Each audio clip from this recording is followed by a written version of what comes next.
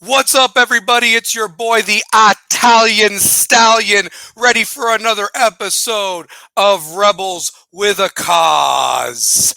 You know what time it is, baby. It is 9:30 on a Tuesday night, and that means only one thing. It's time for the cause, because the cause don't stop when that clock hits zero. Gonna have a great show tonight. Hope everybody tunes in and is excited about it. Whether you're watching it live or recorded, please hit that like and subscribe button. Definitely share it. Tell everybody about us. You know, we do this for the love of the game and also the love of West sports. And all I got to know is, in channeling my Bruce Buffer, it's time! 4 quarters of a rivalry of West Knoxville in the making 1 year. You've got the defending, reigning, undisputed 5A champions for the last 628 days and counting. 3-time state champion overall, the Knoxville West Rebels. And in the red corner, you've got the challenger, the new kid on the block who wants respect to snap that 5-game losing streak. The Bearden Bulldogs. Let's get it on Saturday night, 8 o'clock. Can you feel it, everybody? I'm so excited about it, and I'm just ready. I'm just ready, and I know my co-hosts are ready. You know, it happens once a year, and this is how it should be. Prime time, the game on television. After all the appetizers of Thursday and the main slate on Friday, we end it with this matchup between these two powerhouses in 6A and 5A respectively. Obviously, West going for undisputed 3 in a row. You've got Bearden, who wants to make their case known. They've been state champions in other sports, basketball, soccer, tennis, but this is the baseball. But this is the sport they really want to lock in on, and what better way to do it at home against the defending reigning champions from 5A, the Knoxville West Rebels. So it should be a dynamic matchup. This show, we will talk about it, and we have a very, very fun announcement to talk about this Saturday that we hope people can be a part of and would love to see it and obviously watch it live. But that's the most important thing right now. It's West and it's Bearden, and it's time to get it on. This is some serious business. That's what's going down Saturday night. The big boom in West Knoxville at Bearden High School. But I don't want to hog all the attention, because most importantly, more than anything, I want to bring my co-hosts on because we have a lot to talk about this game. Got some fun facts about the rivalry and the series, talk about past games, and also break down this game with the guys that are playing now. That's going to be the most important thing. But first and foremost, we've got some little housekeeping business I got to do. As always, the views and opinions of this program are not affiliated with those of any other organization or of West High School. These are solely the RWAC Crew. That's myself, the Italian Stallion, two-pair Tate, Brian Tate, and also the coach, our stat guy, Shane O'Mac, Shane McGee. Also want to give a shout out to our fellow West Rebel, class of 2003 grad, Mr. Alex Thatcher and his Knoxville Coffee Company. They're located in the heart of Marble City. Go pay him a visit. Get that brew right there off of Sutherland Avenue. It'd be a nice brew to have that morning of the game while you're catching us on High School Game Day live from Bearden High School, as also, and have it as a nightcap, hopefully celebrating a victory Saturday night. So go pay them a visit there off of Sutherland Avenue. And also got to give a shout out to my gals Kim Castle and Rachel Davis, always making the Italian Stallion look fly and suave. They're on King's Chamber, they're on Washington Pike.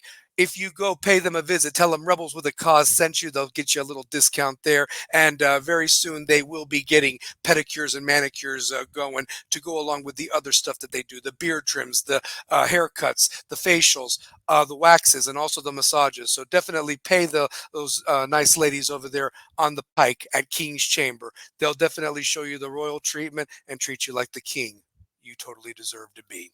So without further ado, let's get this thing going. I'm going to bring him on because he is my brother. He is a rebel with a cause, and it is because it's so many ways. I lost count how to name him. What do you want to talk about first? The fact that he was the Mr. 2003 West, and hell, he's still Mr. West. I don't care what year it is. He will always be Mr. West. He is going to be going on his 19th year as the voice of the Runnin' Rebels and Lady Rebels basketball. So it's going to be really exciting to see him call those games for the 19th straight year. He is my brother. He is so much fun to be with. Working hard guy.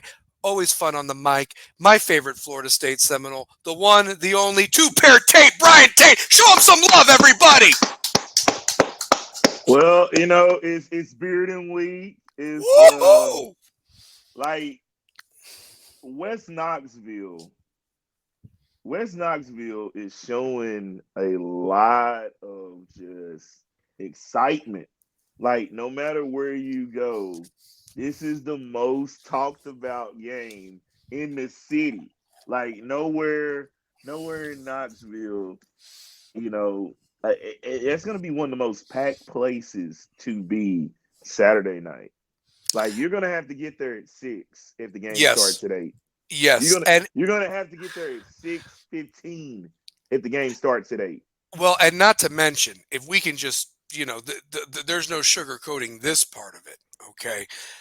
Truth of the matter is you're going to have every team that these guys are facing going to be there with their coaches and players, probably scouting, getting a little look at the enemy. Yeah. That's the advantage, okay? Yeah.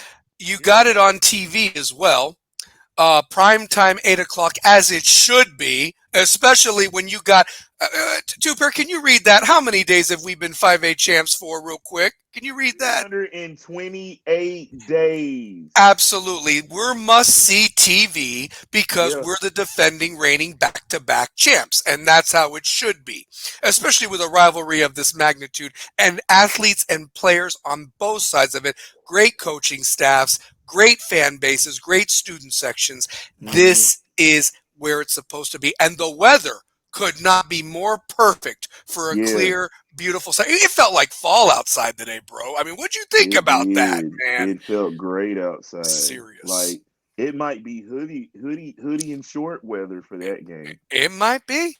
Yeah, I think it's only a high of 82, low of 69. So when the sun goes down officially around 9 o'clock in that second, might get the hoods out, honestly. So yeah, you might have sure. To. But one thing I will say is the way this team has been followed, it has been crazy to think about the support that they're getting and the eyes that have been on them. I saw a kid's post as a reel, and it had Knoxville West is one of the top 4 schools in the state of Tennessee for football. Yep. Like, we didn't get to say that when we were in school. No. Did we have athletes just walking around that didn't play football? Absolutely.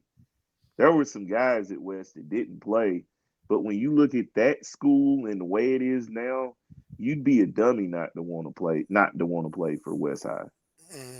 Exactly. Like, you got to try out to make West team. No, not everybody. Yeah, you got to try. They hold tryouts for West team. Yeah, I mean, you got 94 guys to pair on this roster. 94. Yeah. Like 94. Like, when they did their team pictures, I'm gonna tell you what sticked out to me. When you look at the team photos of West, do you see their freshman and JV team with the blue jerseys, or is that their freshman team? Yeah. They're as big as our varsity was. Their freshman team is as big as our varsity teams were back in the day.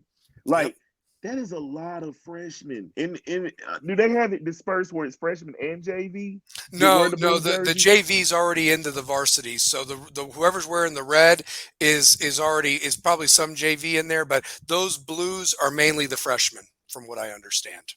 Yeah, because if that's the freshman, if that class stays together, I'm counting a lot of guys on that freshman team. There shouldn't be any two-way players at all. No. And that just gets them ready of what they're going to be when they take that next step. You got some guys that Yeah. do play both sides of the ball, like Antarius McAllister or Antoine Burdine, Mm-hmm. but then you got Mm-hmm. some guys mainly defense, like a Wyatt DeRoche and Jack Keith. And by the way, props to for doing for sending that senior moment thing that they're doing now, which I think is Yeah. super cool. And Jack Keith said that if he could play any other position, it'd be wide receiver. God love him, man. He he's 5'8" Hey like man, me, on a good day. But I man, that boy can love I play. love I'm Jack, telling you, but I Captain love Jack. Jack Keith. Um, when I found out he played football, because he's a basketball guy as well. Yep. You want to talk about just a heady player, makes the right plays, smart with the basketball, can handle the basketball. Jack Keith didn't turn over the basketball a lot and would guard the best player. Like Hmm. when he was trying to give Javin Carter all he could handle, and He Javin was. Carter just had the height advantage. But my thing about Jack Keith competes. He does. He And he had competes. 108 tackles last year next to playing with the great Ryan Scott, who had 170 something tackles. So you can imagine that linebacking core, without Anderson and Ryan's going to be tested this week. But I think you've got some guys to go with, Jack, because Jack is the one constant from last year to get those guys in a position. And those guys did get playing time last year. Lavelle, JP Peace, and Mm. Davis Neely, they are going to make a name Davis for Neely. themselves. I Yeah, think number 45, my namesake, my I number. So also yeah, now what position does Sutton play? Sutton, um, Sutton, if we bring up the rosters, he is a linebacker. He backup to Lavelle, if I'm not mistaken, there on yeah, that I outside. So like. yeah. I'm a. Hey, Sutton, I'm a fan. I'm a fan.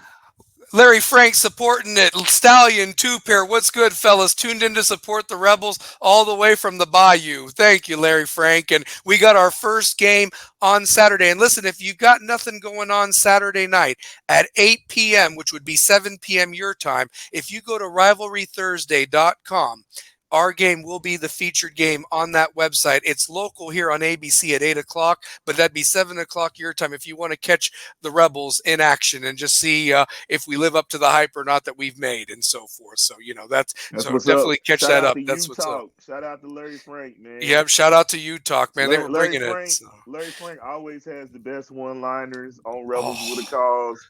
If you ever watch our show, look at the comments.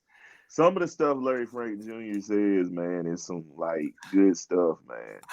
Larry, I'll do one better. Yeah, I'll definitely Facebook message you that, and that way you can have it. So for sure. So, want to bring on our third guy because let me tell you something. While I was partying it up with my boy, shout out to Mr. Mark Machado and his 40th birthday. We tore down Greensboro over the weekend, I and heard. two I'm pair, proud you of were you turning it down. yeah, a I little turned under it the down in weather. Nashville. There you go. So The you whole were in time Nashville. I was tearing it down on Nashville with the same guys trying to get a ride everywhere that I was going to at the conference. So yeah, There you go. So you're in horrible Nashville. experience. You're in Nashville. I'm in Gboro. Yeah, The one guy that actually stayed behind and did his job to actually cover the team in the Jamboree was the coach. So give let's it up bring for him Coach. on. Let's Don't bring clap it on up. the coach. Clap it So up. yes, Clap it yes. up. Clap it Let's up. bring Clap him it up. on. So the coach, there he is. What's up, Hey, y'all? he's the What's up? only Yeah, I one. did my He's the job only last one. Thursday. He was the only one that did his job. We did not do our job. This is the first week. I don't think we covered West. Yeah. We've been at every scrimmage. Yes. And the one guy that goes to the Jamboree is the same guy that coaches football. Like that's when you know. Like Well, I'm luckily, so proud. luckily, it was in my Proud of you, backyard. dude. The It's program in your I'm at, backyard. yeah, it's literally, I drove Like 5 minutes down the street. you see how things just play out for us. You were going to Greensboro. I'm in Nashville. Shane is coaching. Shane's son plays football for Corn. Like this is pretty dope, man. Like when we get older and look back at episodes like this, and for you being there, like what did you see, and how was it like? you know what I'm saying, you're a former player, now you're a coach, and you're with your son watching the Jamboree. Like, talk about that experience, man. I still wish it had been at Neyland because that's just that experience in itself is amazing. Because like I remember in our playing days, like being out there on that field and looking up at the cathedral that is Neyland and being on the field and all the legends that have been there is amazing. But the atmosphere at Carnes was great. You had 8 teams out there playing a quarter each. Everybody came out and supported. I saw the Kimber twins from Fulton out there. They were out there watching the game. Because I would shout out to the Kimber twins and shout out to their parents. I remember watching them play when they were at Willow Springs because my daughter cheered for West Valley, and that was a big matchup between those two teams. Those two teams, when they win, they played their butts off against each other because it was which one of them won that game determined who was going to state, basically. But what I saw from West was the run game is still there. The run game is going to be our bread and butter this year. We scored 14 points in the quarter that we had. Grace did make a good effort, got down to the red zone and failed to score. How did they fail to score? Did they turn it over on downs, or did they turn the ball over? What happened there? I'm trying to remember exactly. I think it was a turnover on downs. I think there was a fumble that we recovered, if I remember correctly. There was a lot going on really quick, and I had a bad spot for where I could watch the game from because the bleachers were full on both sides. I was over on the far sideline next to the end zone as Grace was pushing down. Saw him make it to the 20, and they got inside, but they never were able to really score. Field goal tip wasn't good. I can't remember if it was a fumble or a field goal tip. I really can't remember on that part. The run game was amazing. We broke off some big runs down the field, had a couple passes in there to get in scoring position, just ran the ball like we're supposed to. I still want to see some improvement from the secondary. That middle's still wide open, and I want to see some changes there. You've got to watch that because a good team will pick that apart on you. And that's if they want to control the clock, that's going to be nickel and diamond all day through the middle. But it was great. No, I'm sitting there. My son's out there playing with his team. The whole team was there. 8th grade, 7th grade, 6th grade was there to support the high schoolers and watch while they played. Everybody's out there in their jerseys. You had fans from all the programs out there. We had Webb, Carter, West, Grace, Carnes, South Doyle, Farragut, and Fulton. And that's great. Farragut and Fulton was a better game than I predicted. It was 3-0 between those two. Who had the 3? Farragut or Fulton? Farragut had 3. Fulton just couldn't get into the end zone, but they were moving the ball. They were making some stops. It was a hard-fought game. Webb took it to Carter. I expected that because it's Webb, and you know those kids come to play, and yeah, I mean that's one of the best teams money can buy. Basically, if you look at it that way, I'll say it like that because that's the only way you're getting at that school on that football team. Cards to South Doyle was a good game. Both teams look good. I think that one finished at 7-6, if I remember correctly.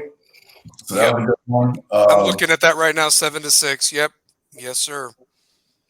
And then, West did their thing. I don't remember what the score was to the Webb Carter game, but that was just murderous. I was just like, these two teams shouldn't be on the same field together. The way that game was played. So. Yeah, I did want to give a little bit of a breakdown for the West Grace game. Parker Dubon threw one pass. He was 1 of 1. It was a 32-yard pass to Antoine Burdine. That actually got West down to the 18-yard line and set up Antarius McAllister touchdown run. So that put the Rebels up 7-0. And also Messiah Wren started the opening drive, had 3 carries for 12 yards.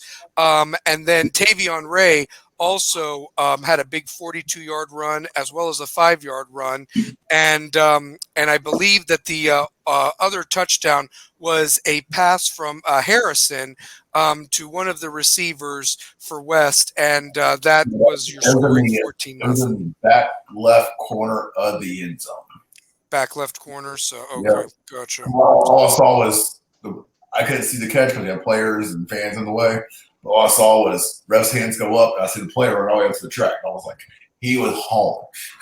Yeah, no, they looked pretty good from the highlights that I saw, and it was pretty awesome to see that and them do what they needed to do, honestly. And a lot of momentum going into this weekend, obviously, and again took care of business. 14 points in one quarter is pretty awesome. Honestly, it really is, and so forth. So yeah. I even ran home my old coaching buddies. Found out he's got a job over at Central High School as a coach now, over there with Coach Lane. So congrats to my boy Q, who I remember him getting his feet wet in the coaching ranks as a middle school DB coach. Now he's made it to the high school level. So shout out to Q. That's awesome. No, that's awesome. And Central, they've got a big one this week, the Battle of Broadway. There's so many big games this week. You love to see it. You hate that they're all on the same night or the same weekend, but you've got Farragut at Dobbins Bennett up Sport traveling Thursday. Of course, the Rivalry Thursday game is Anderson County against Powell, two teams on West's schedule. So I'm going to be sneaking a peek to see how they look, coming up this Thursday night, because we play both of them. But you also have Fulton and Central. Central is in our region, so the Battle of Broadway there. And realistically, though, guys, we have got the game Saturday night. West and Bearden. I mean, it's serious business. That's all I've got to say about that one. So yeah, for sure. I mean, there's no doubt about business. It. I mean, don't get me wrong. You do have the Battle of Broadway. I think that's big. But when it's the Battle of the West Side, when it's the Battle of the West Side, like it's a little different. Yeah. By the way, the receiver that caught that touchdown was Abel Anslot. Keep going, too, Pair. So I want to give him a shout out. When they say West and Bearden, it isn't Bearden and West. Have you noticed West Bearden? It flows synonymous. Bearden is inside the West community. That's right. That's right. Growing up, playing it. Or the Bearden, you can say it's the Bearden community, because it's the Bearden community in West. That's true. Right.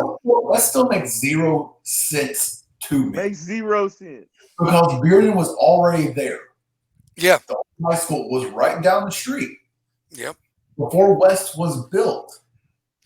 They were 1 year apart. They were 2 years apart, actually. 2 years apart. Bearden, where Bearden Elementary is, Bearden was 1949, West was 1951. So they were 2 years apart. Yep. Yeah, because West 50th was in 01. Yep.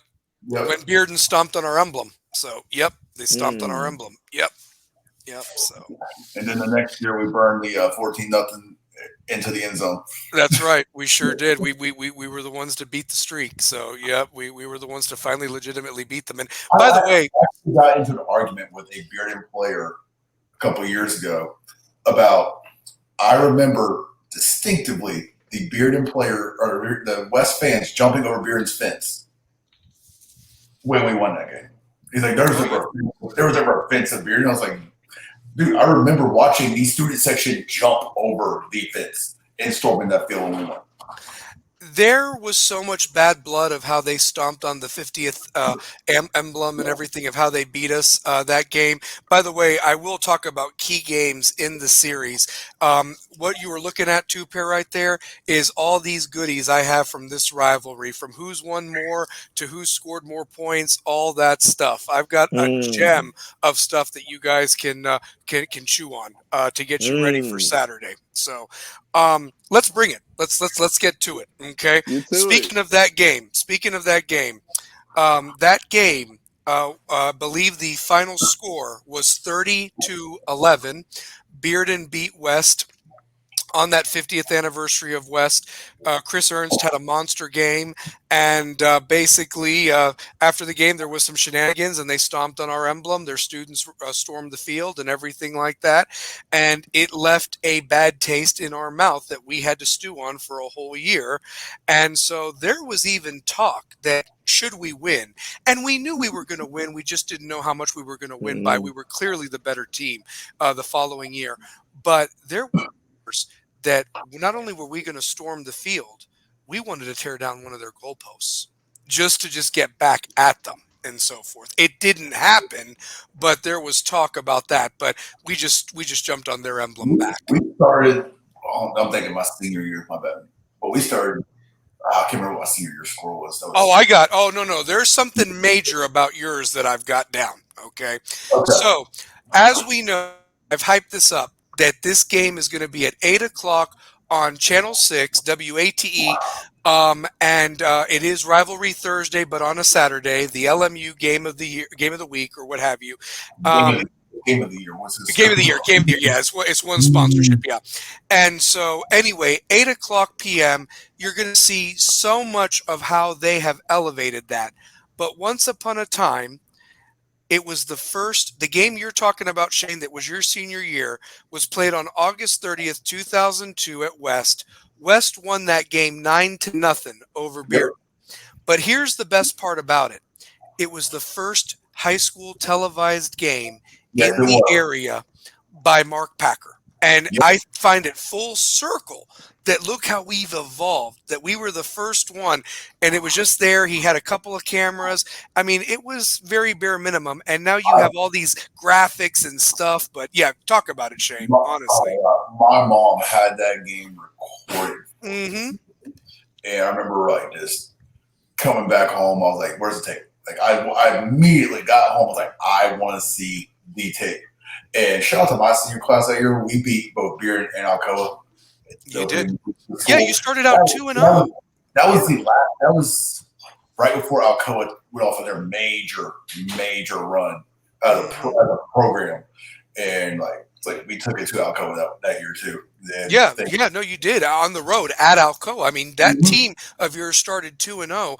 I don't know what the hell happened after that because you only won one game afterwards or whatever. But Halls at the end of the year. It's like you won the first two, lost everything in the middle, and then. But here's the thing: you were competitive in a lot of those games. We did it. You didn't get blown out. I mean, yeah, for sure. Fulton was a close game. Central was a close game. Clinton was a close game. See, who else did we have on the schedule that year? I can't even remember. That's been forever ago. The Powell game was criminal. You guys lost 7-3 or something like that in that game. We destroyed their field so bad that game because they had this beast running back then. The JV and freshman games had been moved to West because the field was destroyed. In such bad shape. Yeah, because it was late October. I remember that actually. Yeah. That was. I remember that game. I cried after that game because we should have won. Well, and I think by losing that also hurt you guys from making the playoffs. You had to win that one to get to the playoffs. I mean, so that's the thing. So but to the Bearden West, here's some stats for you guys. The teams have met a total of, and this is kind of crazy to even think about.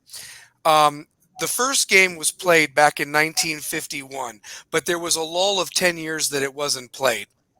And then there's been a year or so here or there. But the game has been played 61 times. This will be the 62nd meeting. Bearden leads the all-time series 39-21 and 1. There was one tie back in 1953. It was 0-0. Must have been the most boring game ever.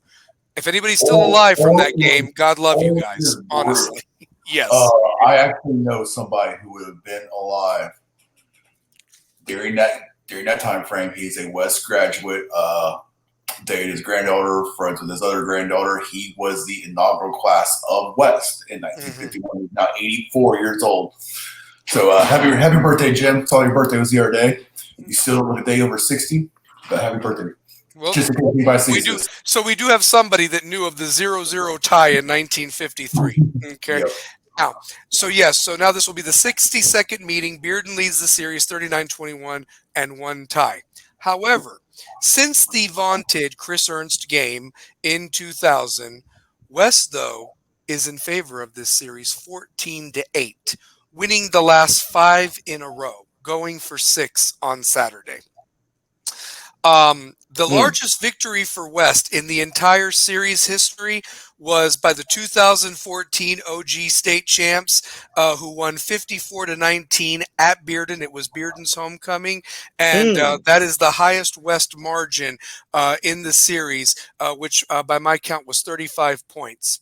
The largest victory for Bearden took place in 1960, where Bearden walloped West 60-0 in that game. So Bearden has the margin of victory over West with 60 points. So yeah, so keep that in mind. Points in the 61 meetings, Bearden has totaled 1,027 points. West has totaled 719. So there's definitely those years where that's the difference. But I didn't look at where it was these last since 2000. But I guarantee West definitely has obviously the more points than Bearden in that time frame. Some games that stood out real quick that if you want to add to any thoughts on. I've already talked about the Chris Ernst game. I've talked about your game, Shane, the 9-0 first Packer game. 2003 was the first overtime game that took place between both schools. That was the infamous Justin Jackson fumbled while he was going in the end zone. The refs talked about it for 3 minutes and ruled him out, ruled at the ball, which makes it a touchback. Bearden scores on the next drive and ends up winning 13-7. I thought Jackson was in the end zone with the ball, but you never leave it up to the referees. But Bearden ended up winning that game in overtime, 13-7. There's only been one other overtime game, and that took place in 2019. It was at West. West ended up winning 34-31 in overtime over the Bulldogs, and that's what started this 5-game winning streak. That's the one where they caught the ball in the front corner of the left side of the end zone. Yes. Final play. I remember that one. Yeah. I was there for that one. I was on the far sideline watching that game, and I was just like, of course, that was back in my Bearden days. I was like, oh my God.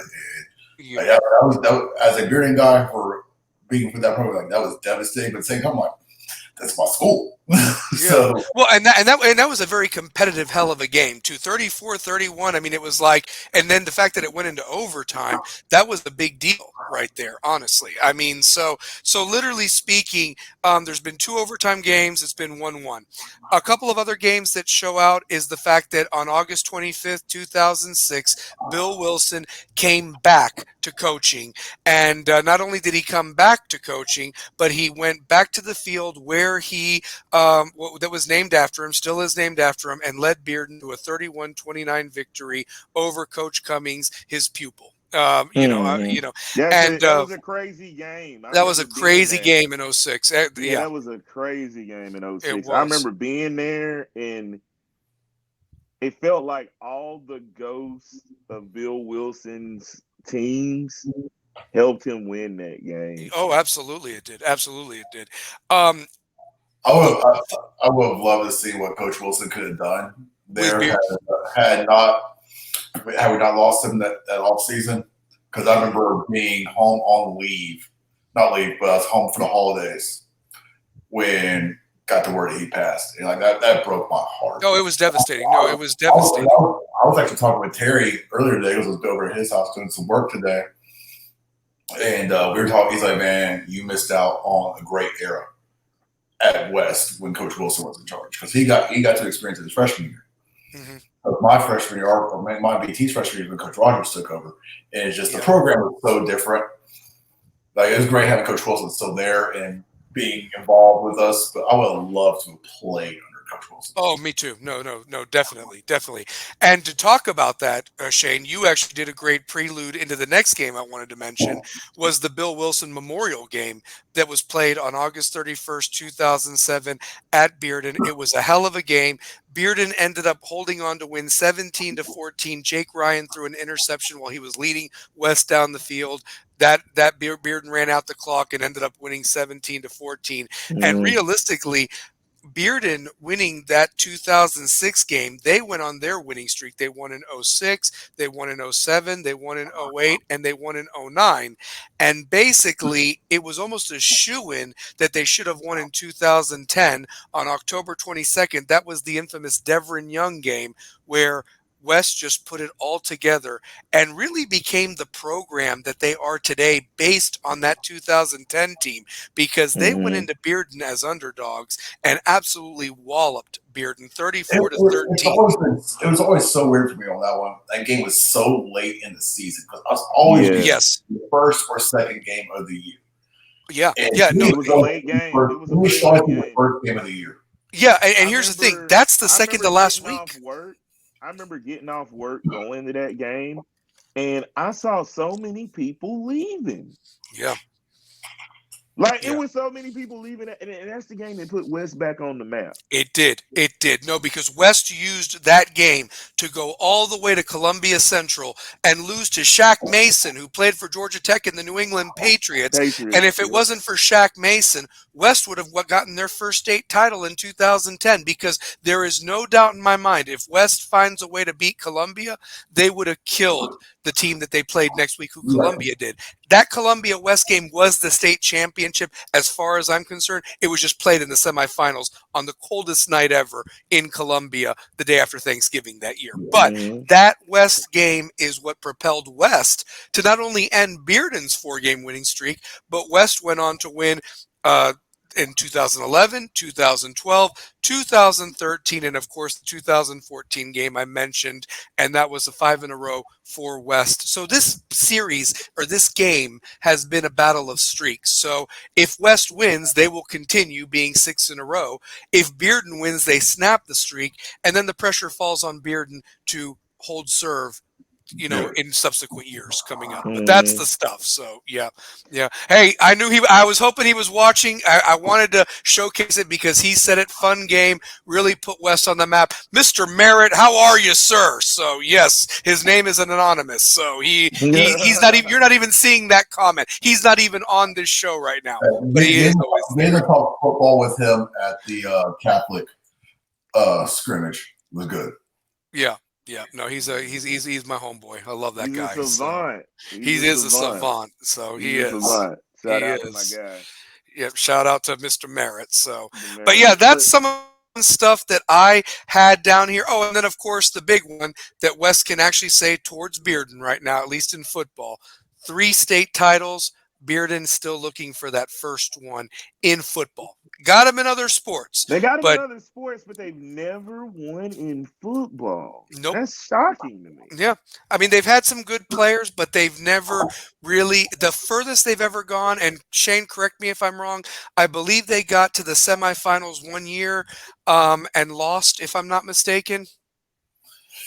It was either the quarterfinals or the semifinals. They lost. They beat Farragut. I remember that they had to beat Revez and all them. So during my time with them, the deepest run would have been last year.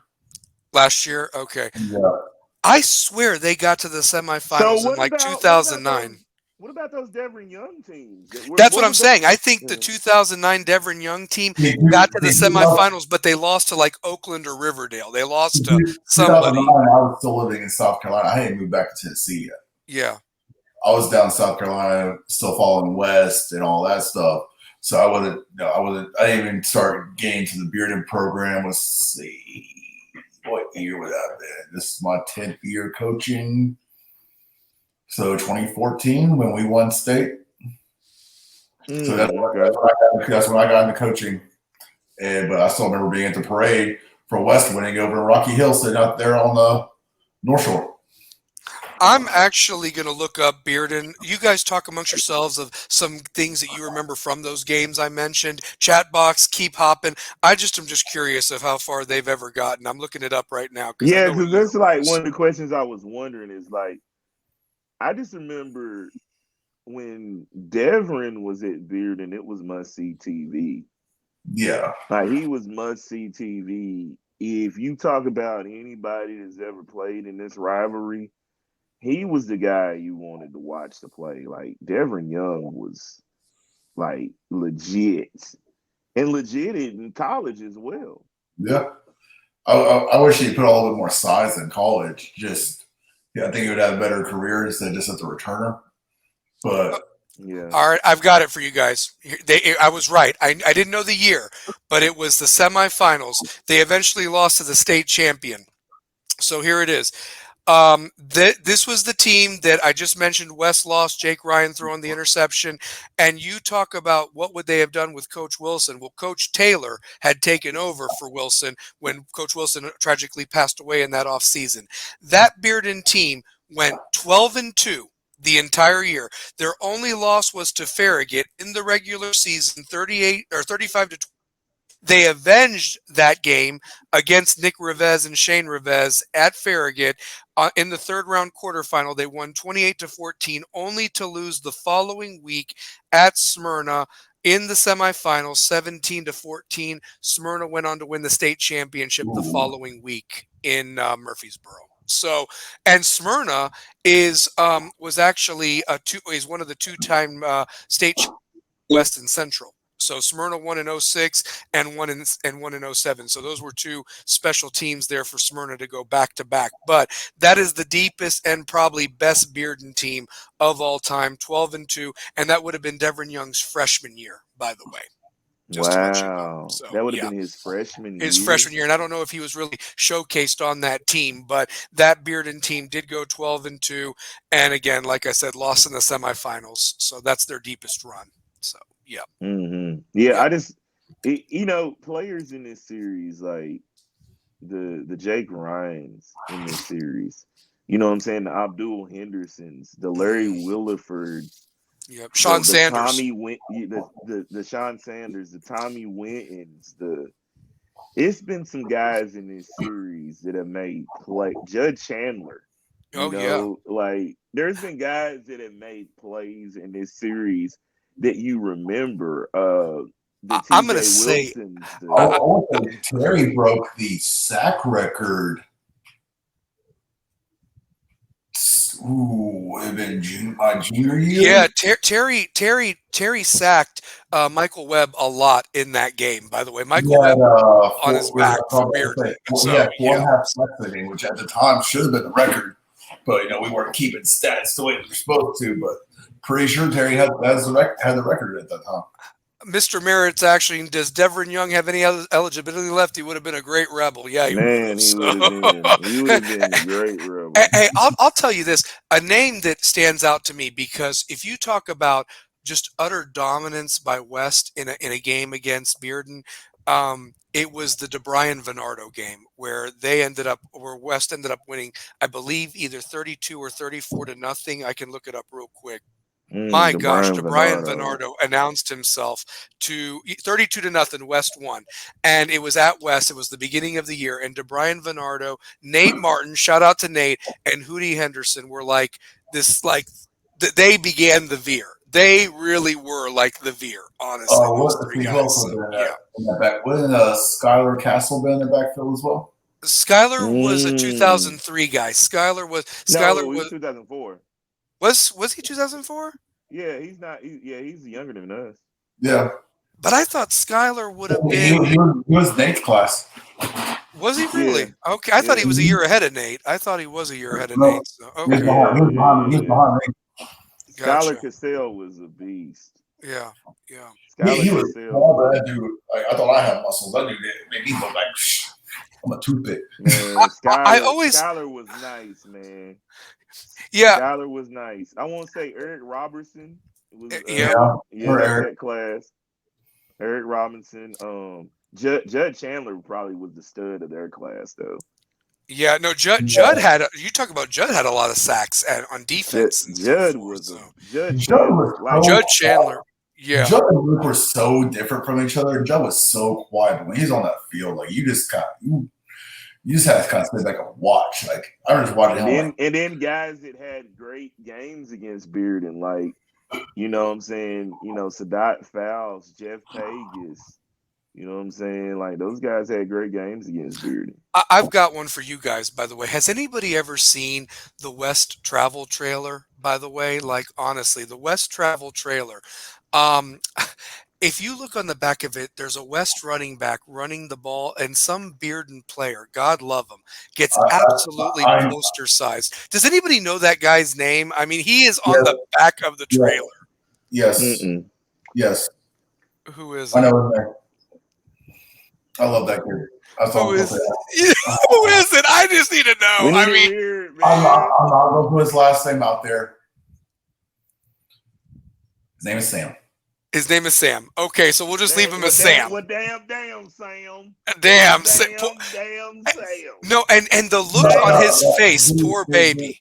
That kid was all district, all state. Crazy. That kid is a beast. Love that kid to death. I know his family very well. I've coached that kid. I feel horrible now. I really do. I didn't know who it was. I've always just wanted to know. Like, I'm just curious. I could tell by the hair. All I know is, however he was hit, man, there is a look of anguish. Like, he just got absolutely just trucked. It looked rough. So, that kid Moss a freaking interception in the end zone. Okay, That kid is a beast. That kid has the most heart I've ever seen out of any football player ever. One of the most coachable kids. I told him in 8th grade at our first receiver meeting that we had. I had 2 receivers. One of them is a Tennessee State player now, doing his big things out there. Shout out to Connor. I looked both of them dead in the eyes like, you 2 are D1 receivers right now. I'm telling you this, and I know for a personal fact that Sam had the opportunity to walk on at UT. Wow. I ran into his dad last weekend when we had our Jamboree. Not last weekend, but the weekend before last when we had our Jamboree. Ran into him at it might have been the Tennessee-Georgia game, and we were talking. And he told me flat out, he was like, he has the opportunity to walk on at UT if he wants to. That kid could ball. And I watched that kid win a championship in the middle school league against Alcoa, which Alcoa was you couldn't defeat Alcoa at that time. That's still a good program. All right. Head up and down, that's a good program. Shout out to my 7th grade team, though. They won 36-6 the other day. You handled business the other day. So, speaking of walk-ons at UT, shout out to number 50, the great Ryan Scott, man. He's going to get some if we see Ryan Scott make a tackle, I'm going to just mark out, man. Honestly, I really am. Another shout out, even though he's not a West Side, but he's a West Knoxville kid, Deshaun Bishop. Yes, we might get to see him. So, yeah. A walk-on, he is not a scholarship player. And he, from what I've heard, he's worked his way up to number 2. Oh, so we should see something. So that's what I'm saying, man. If you put the work in. Any kid from Knoxville that balls out at the college level and is working their way up the depth chart, shout out to you all. Yep. You're putting our part Tennessee on the map. Do your thing. I got a great shout out. Shout out. Anybody that can make it to the level of getting at UT, God bless them. Because, man, you get there, it's like doors open. Doors open. Quick funny story. Y'all remember when Tennessee had the Beast package with A.J. Johnson, right? Yep. So my cousin, Austin, him and A.J. wore the exact same number. Austin was a running back / fullback / long snapper. Okay, outside linebacker. They did the Beast package for the first time during that. Was it the Florida game? I believe. I'm at the bar watching the game. My mom's at home. Austin's name comes across the board. Because they thought it was him and not AJ, who plays linebacker and defense. My mom calls me, texts me every day. She's like, Austin, touchdown. Oh my God. I was like, Mom, name one person in our family that does cut dreads.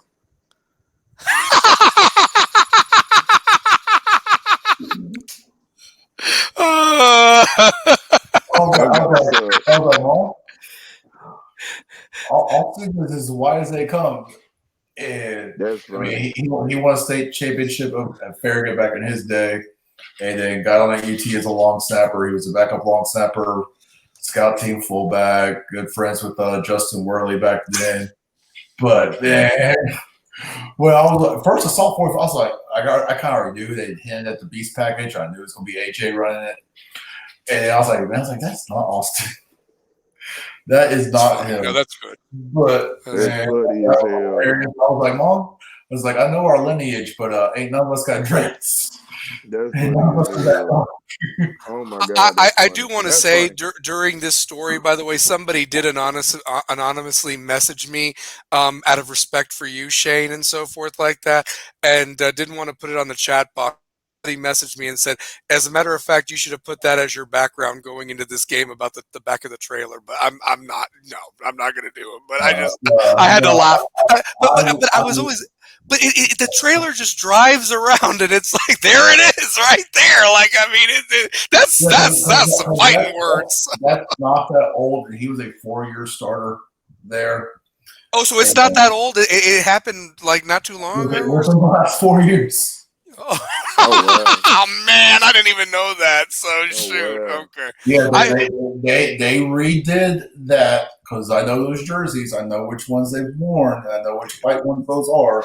I thought that was back in like 2011 or 2012. No, like I didn't think that that's been that recent. So that is newer. That is newer. Well, you know what? If that's the case, then I know who the running back is now for West. If that's who I think it is, so okay. Now I know who it is. So yeah, for sure. Well, let me ask you this, guys. We've talked about the past. Let's do our announcement that we wanted to do. Shout out to our guy, Mr. Paul Romero, the athletic director. He has really helped us Rebels with a Cause get kind of put on the map there and get some support from the school, even though we ain't affiliated with the school.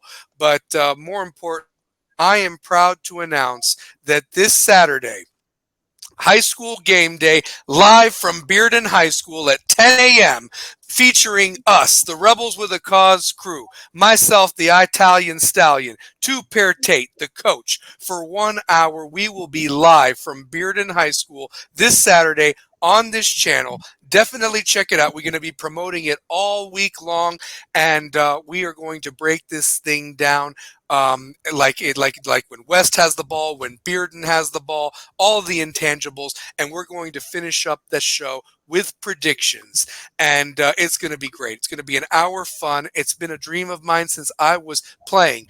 Could you imagine if we had a high school game day show before a game? I'm not talking like a pregame TV thing. I'm talking a actual show where the guys break it down, and we're going to do that. And obviously from the West Rebels with a Cause, but the thing is we know how talented Bearden is. We know what we're facing on Saturday. This isn't going to be no walk in the park. This is a grown man's game that's going to happen, and it deserves the attention that it is absolutely getting, especially between these two programs. And I expect one hell of a battle come Saturday night. Two-Pair, what's your thoughts? And talk about this high school game day we're going to put together on Saturday morning.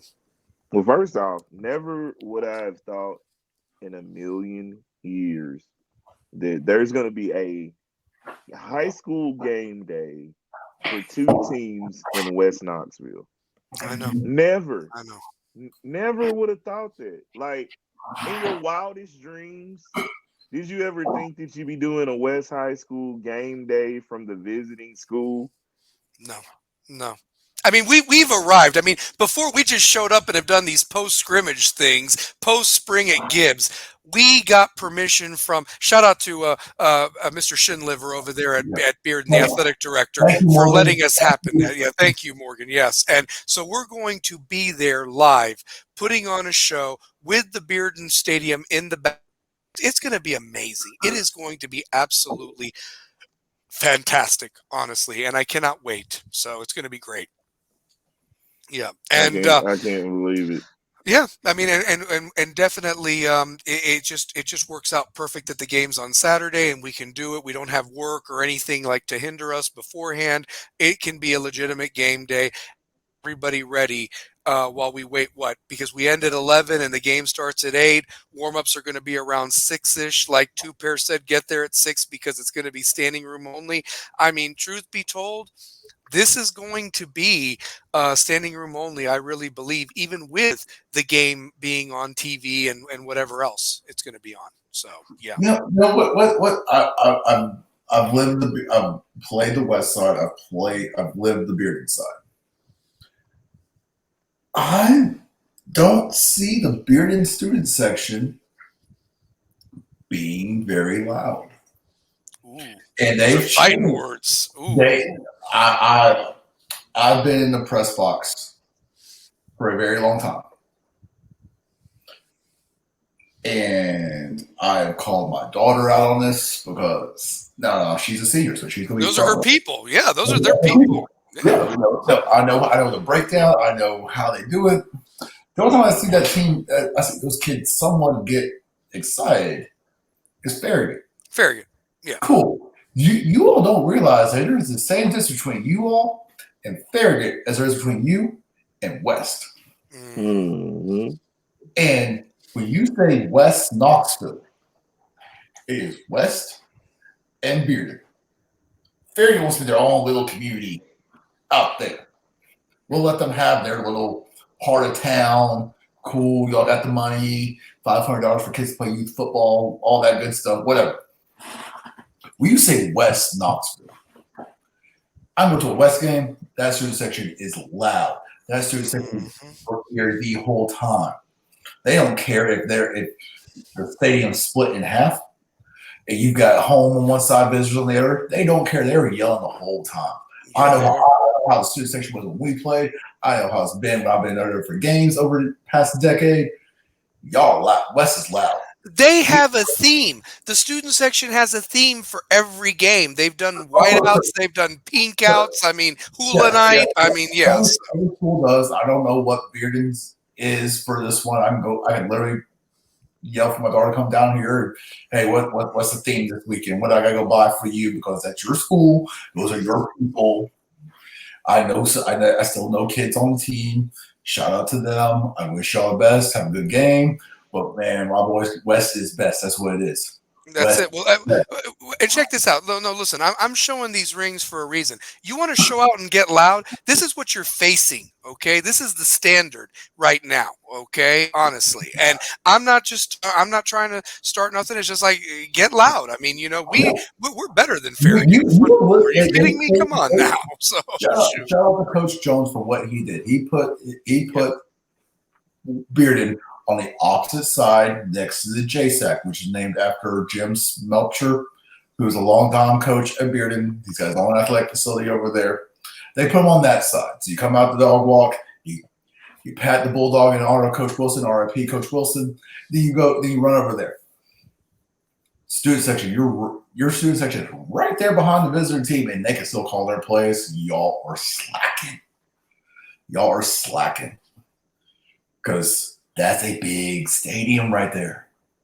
You are the biggest school in Knox County besides Farragut. And visiting teams can call all their plays. Y'all slacking. Y'all make this a hostile environment, which West will still dominate. I believe it fully after what I've seen and what I've read. Right. It's West's game. But y'all take pride in your school. Stop being like, oh, we're just here to do our little thing and we're just going to dress up and we don't pay attention to the game. Pay attention to this game. Pay attention. It's a big game. It's a huge game. And that's what I don't think people understand. Like the ramifications that come with this game when you look at this game sets the tone for the season. It sets the tone for the entire season. The whole season. And what better way to open up your season up against your most bitter rival? Like this game determines whether you are state bound or you're not a contender for state. Yep. They shout out to Bearden for what they've done with scheduling past state champs, but man. This game determines if you can hold your own against a team we're at 628 days? Was that what it was? 628 days. 628 days. Yes. 628 days. Yeah. Man, y'all got. This is just me knowing both programs very well. Can't have one good student section that's going to be in your ear the whole time, and another one is just we're here because it's the social norm. Come on, take pride. I remember our days, our student section was in the game. and we weren't good. We made the playoff run my freshman year, so 99, but we lost to Cleveland that first week, if I remember correctly. Is that right? First round. Yeah, first round we lost. Yeah, we lost to Cleveland. And then we didn't see the playoffs again for a while. I mean, we didn't see the playoffs again until we were out of West. Yeah. Not till the not till the 2000 I want to say 2016 got to the playoffs. So 05 missed it. So yeah. Want to also give a shout out to Squiddish.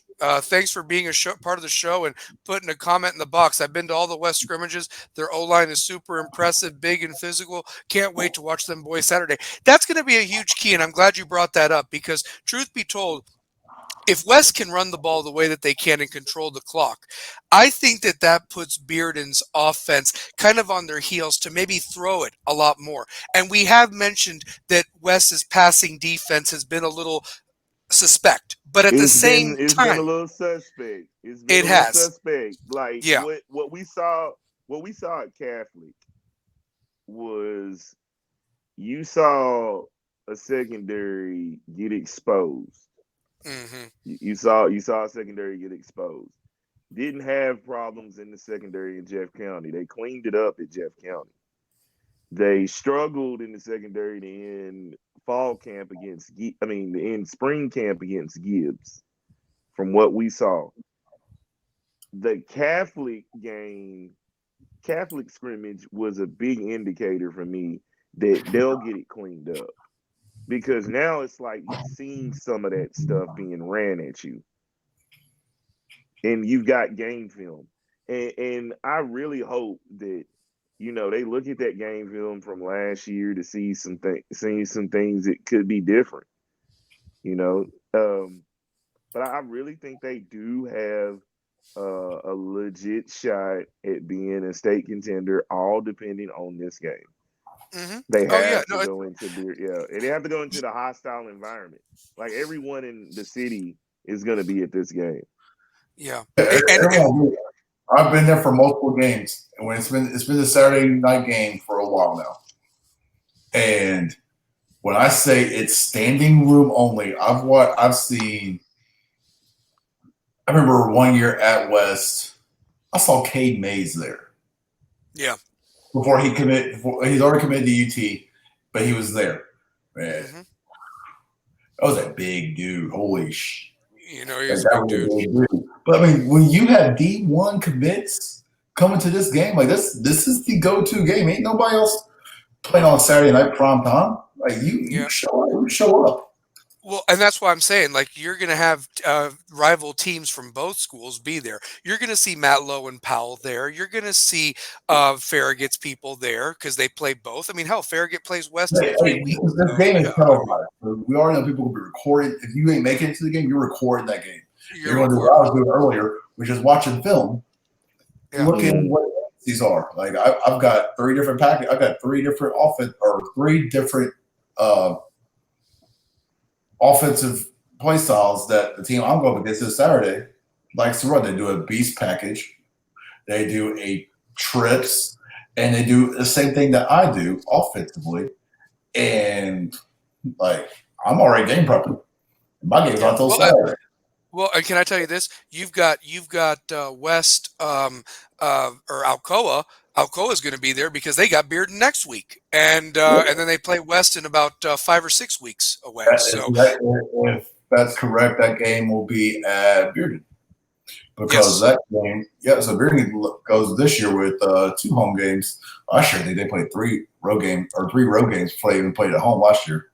Yeah.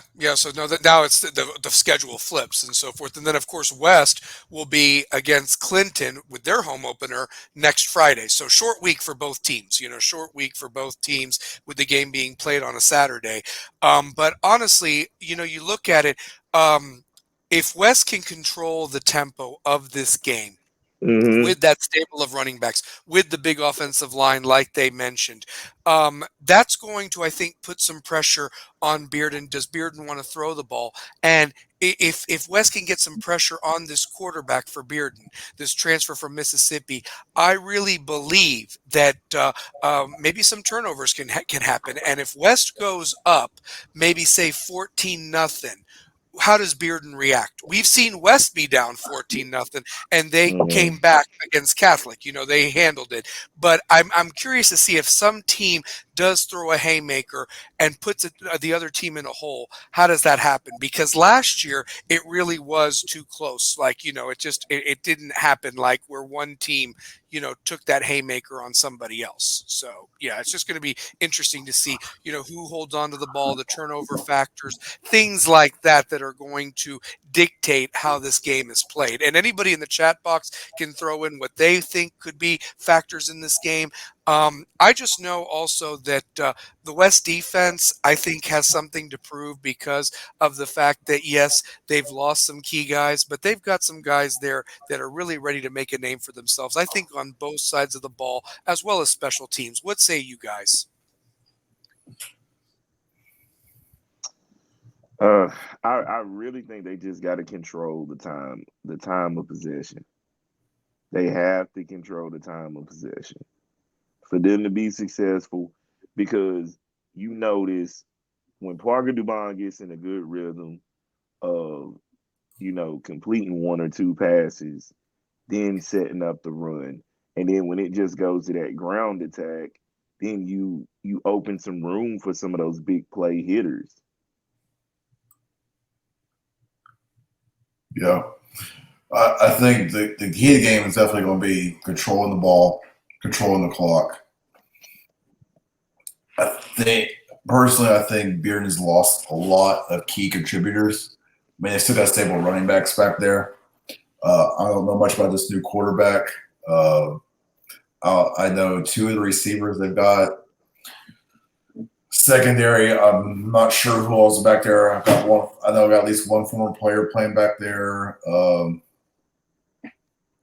But I think West has it. I think Bearden's key will be, and it's what I've said the whole time with West, is that middle part of the defensive secondary and the linebackers who are playing is easy to pick apart, but I don't know what this quarterback can do. I don't know if he likes to run. I know Bearden lost 14-0 to Powell during their Jamboree game out at Gibbs, which that says a lot. If you've got a team that scored 14 points in a quarter and you don't answer, that says a lot about what you offensively can do. Just like we went up 14-0 against Grace. I mean, it's Grace. I've never seen them do anything major, but you score 40 points in a quarter, and you can average that, and you can hold a team, you're jumping up quick. And if West could do what they did against Grace in a quarter, and you know what the other team gave up in a quarter, you're going to pounce early. And this could be a very lopsided game very quickly. We've not seen that in the past with these two teams. This determines where we are as a program as West heading into this year. And it will also determine where Bearden wants to go as a program. So my money right now is I put a paycheck on West dominating this game. Wow. And that's coming from a guy that was in Bearden's program and knows their stuff. So, yeah. I think there's been a lot of the way they do things over there, I think it's been a lot of plug and play with the way they get players in there right now. But West, we're a community. These kids grow up and play together. They take pride in that program. I mean, sometimes it is about the Jimmies and Joes, not the X's and O's, but I think this one is a little bit different. I mean, Shane, can I ask you this? And Tupper, I'd like you to chime in on it too. And I've talked about it at ad-libbed, and maybe that this could even show up on Saturday. I'm not wanting to disrespect Bearden's staff, but the fact is you had some guys that you've had some turnover with their staff. Kevin Lane is not there. He's now at Central. He's going to be coaching his first game as a head coach against Fulton. Shout out to Kevin Lane and best of luck to you, Central, honestly, on Friday. But truth be told, this West coaching staff has not lost anybody. And there should be something to be said about the camaraderie of this group. I'll let you speak first, BT, then I'll chime in. Yeah, I mean they're well coached, and these guys have been together with this program for a very, very long time. Like you just see the familiar faces when you see their coaches. And the thing about West coaches is they are not satisfied. Like they always feel they can get better. They always feel they can get better. Like we left the Catholic scrimmage knowing that they're going to get better. The more that they play, the better they get. Yep. Something to think about. When it comes to a coaching standpoint, when you keep the same staff together, yes, you're going to lose guys to other programs here and there. But when you keep a program together like we have, it speaks to the caliber of your staff, what they're going to accomplish. You always want your guys to go on. You always want to see a guy go on to bigger and better things. That's the coaching tree and how it works. But you know the tendencies. You know what the coach is thinking. You know every aspect of like, hey, we're going to look at this. We're going to do that. Like you don't have to worry about like, hey, here we are in a goal line situation or a red line situation. What are we going to do? Like, what's the D line going to call? What's the linebacker call? What's my secondary coverage? Like, you know what the tendencies are. Like, you know exactly. Like, hey, he's going to call this or this or this. You're going to have about 3 options depending on what the package looks like out there on the field, and you're going to know what everybody is to do. When you start changing coaches in and out regularly, and people go on to other places. Even though you have that offseason to kind of learn from each other, you don't know what they're going to call exactly when it comes down to the final. Okay, here's what the secondary's doing, here's what the linebackers doing, here's what they're doing, or even on the offensive side. Okay, what's how's my run back going to coach up? What my receivers going to run? Do they know where they need to block? They know their assignment. These guys know each other in and out. They know exactly what they're going to run. And as I've come into a new program this year, and me and this coach, we haven't coached together, and we both look at football differently. And there's things that I see, there's things that he sees that are completely different. And hopefully over the next 3 years that we get on the same page with a lot of things.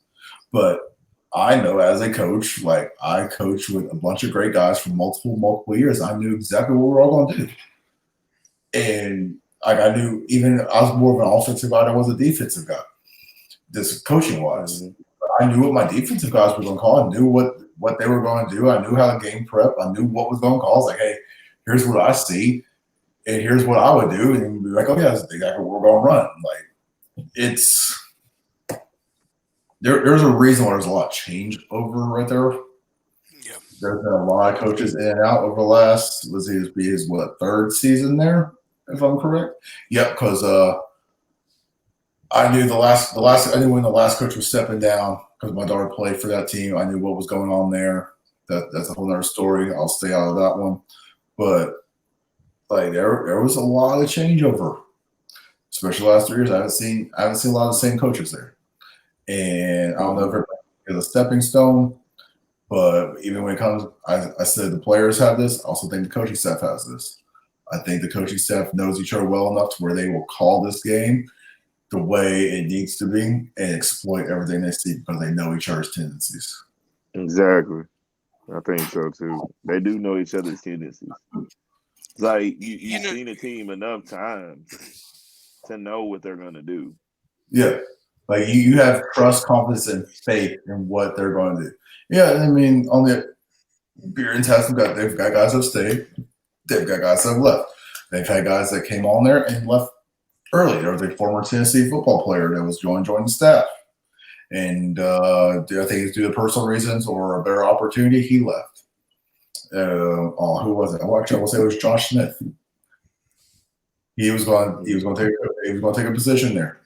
and then things change. Like it's just been they have that much turnover, in my opinion. Like you gotta know you've got guys that are in there and they're committed to the program. Like the last group of guys I said that were committed to that program have all gone to other programs. 2 of them are at Farragut right now.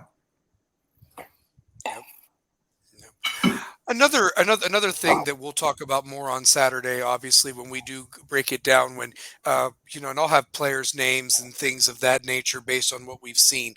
Bearden, they had a jamboree against Powell, and it was 7-6 was the final. Powell with the 7, Bearden with the 6. I guess what I was really intrigued with was the fact that, Powell's been talking about how they had to rebuild their offensive line. They lost a lot of their guys from last year's team, but they seem to have been able to move the ball on Bearden's defense. If I know you can't say, well, if this happens here and this happens, you can't do it like that. But if West's offensive line can stay penalty free, I'm talking not getting the holding calls, not jumping early, and just doing what they're supposed to be doing, I think West has a great shot to really run the ball on Bearden's defense. I don't know. I just feel like that could be something where and Shane, if you can speak on this, last year's Bearden's defense held West's offense in check for 3 quarters. Oh, yeah. I mean, West couldn't run the ball. I mean, they had limited Marshawn Bowers. Bowers even fumbled a time or two. I mean, West could not really get anything going, but I think the heat and things of that nature just kind of helped West, there at the end. But realistically, that Bearden front last year was ferocious up front. They were. And I'm not saying they're not going to be this year, but they've lost some pieces, like you said. I think the difference maker for Bearden's defense will be Kai Ironside. That kid's instinct to the football is a beast. I mean, that kid's 5'10", 6 foot, somewhere in there. I think he's probably about 185, maybe 200. I don't know. He looks a little slim. But, man, that kid is a beast. And he has a knack to find the football, and he will disrupt quickly. And he was all over the place last year. He was all over the place in that game last year. And that's another kid I love to death. I mean, that kid, like I've talked about before, I took a hit from him when he was 10 years old. And I had, those single shield pads that you just wrap one arm in and you let him hit and run the block and all that stuff. I mean, he sent that thing into my mouth with his helmet and his arms and his pads. I had to pass that pad off and go check my mouth to make sure I still had all my teeth. But that kid is a decent middle linebacker. You want to run the ball, you got to take care of Kai. And Kai is a beast. Secondary-wise, the only one I could think of off the top of my head that I know is Ethan Kubatier. He's got some offers for some schools. That kid will be playing. Last I checked, his last year, plays corner. He's got instinct to find the ball. He made some picks last year in the season. I'm not sure about the defensive line. Boston Yeager. That kid is every bit of 275 pounds at about 6'3". He's got a couple of visits and offers, I think. That kid's a beast. You've got some dogs up there that you're, no pun intended, Bulldogs, Dogs, whatever. But you've got some guys you've got to account for. But what I've seen from West, especially where they handle Catholic, is, I mean, you can handle Catholic and those kids can ball. I still think West can handle everybody. And it's just going to be one of those. You account for the guys that I mentioned, you will have your day. Yeah. I have the 2 names for you. Shane, you didn't know them earlier, but 2 pair just to clue you guys in. Other than Jason Thompson, the other running back that they've been really riding on is a kid by the name of Torian Riggins. He's 5'9", 218 pounds, so that's a bulldozer coming at you. Torian's a good. Torian, he did do too good last year. He was third string up until Merriweather got hurt. Merriweather was basically out for the year and shut it down so he could early enroll. He's going to be your short yardage guy.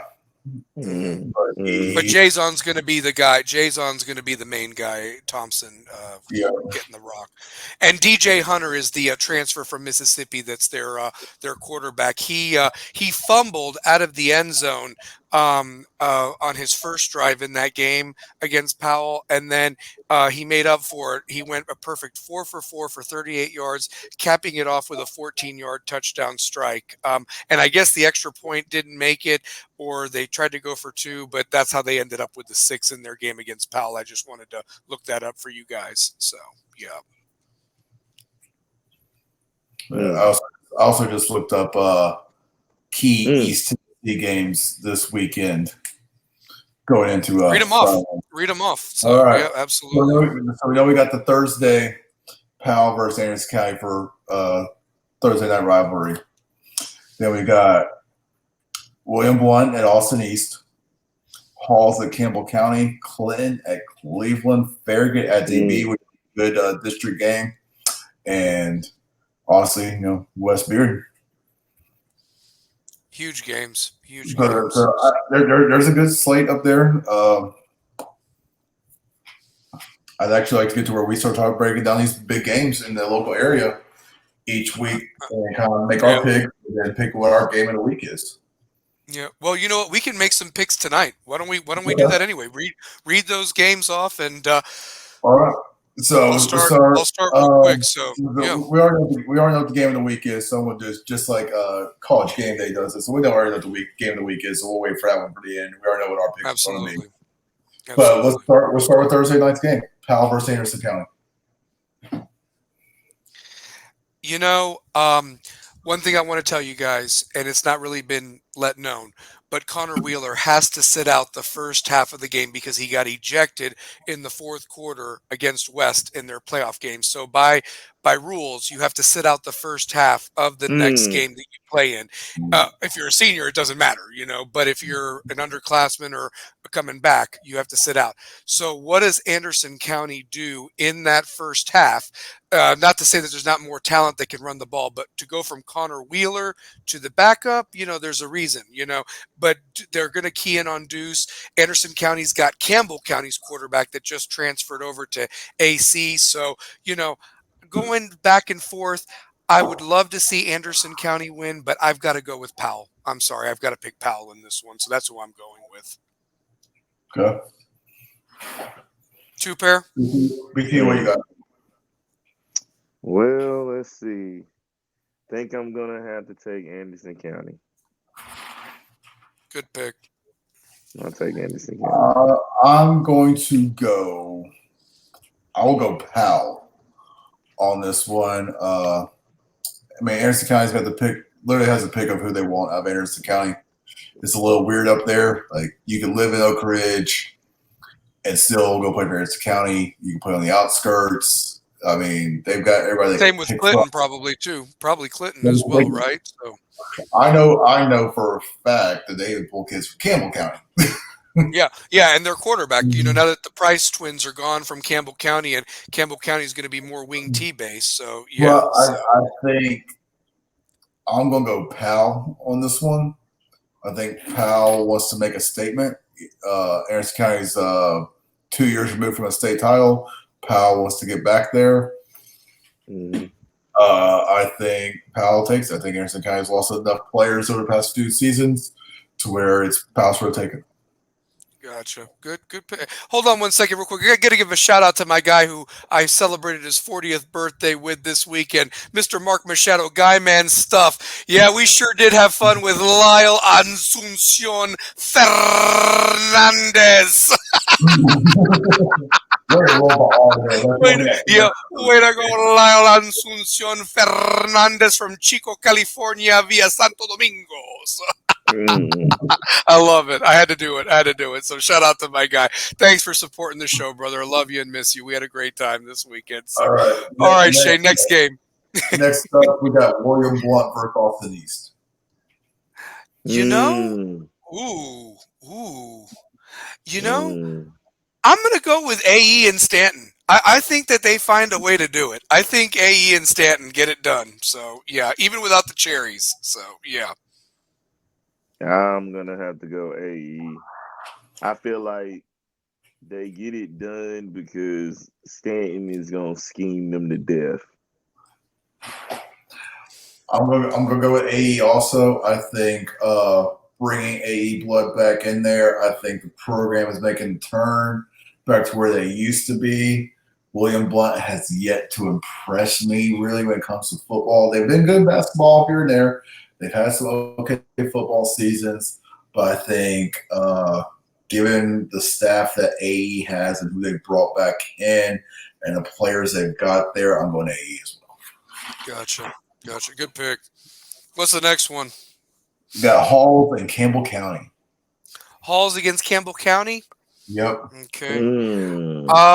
I best of, excuse me. Best of luck to Pemberton and Campbell County, but I don't think that he has the guys to make it a run game type of offense, considering that they've been nothing but pass with the Price twins for 10 plus years now. So there's going to be a little bit of a transition issue. Halls returns a great quarterback, a lot of success from last year's team. I like Halls big in this game, by the way. So, yeah.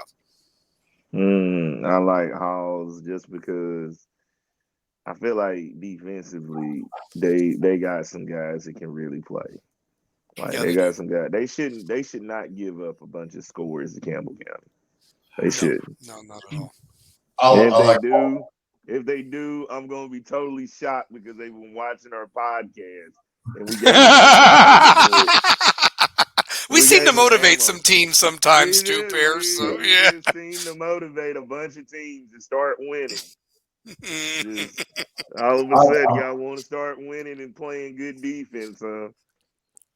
Hey, maybe we should put a I'm Cash App or a Venmo or a Zelle for us up there. Yeah, you can thank us later or whatever. We get tips all the time. Me Shane, go too. ahead. I'm sorry, bud. So I like Halls as well. I think they want to come back out and prove last year wasn't a fluke. They started out 6-0 last year, if I remember, and had the opportunity to go 7, and something just slipped on that one. And it was a blowout. But I think Halls returns enough players. I think the staff does well. I take Halls big. yeah, I think Hall's I think really it's a 2-3 score game at that point. for sure. So, All right, what's the next one? next up we got Clinton versus Cleveland. Mm. Here's the thing.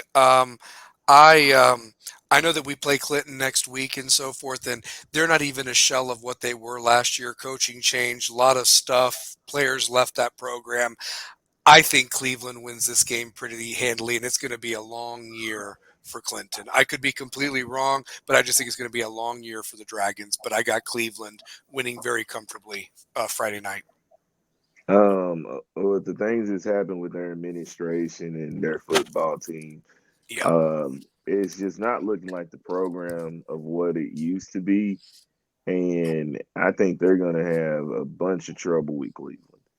And Mm-hmm. it may be over before it starts. I'm gonna go Cleveland also. Honestly, the coaching change when they made the change, I was during spring practice. Yeah. For it. I don't think you've had enough time to put anything. They just kind of put a guy in there till they find their guy. I don't think. I mean, the Clinton players could rally behind it as a rallying cry, but I think the season Cleveland had last year, they had some upsets that nobody saw coming, and I think Cleveland takes it. I think it'll be a close game, but I still think Cleveland probably comes out within 10 points. Okay. All right. What's the next one? Next one up, district matchup for good old 6A, Farragut and Dobbins Bennett. Mm. I have been going back and forth on this one. Um, I um, I think Farragut will get it done in Jeff Courtney's debut. It's going to be it's interesting.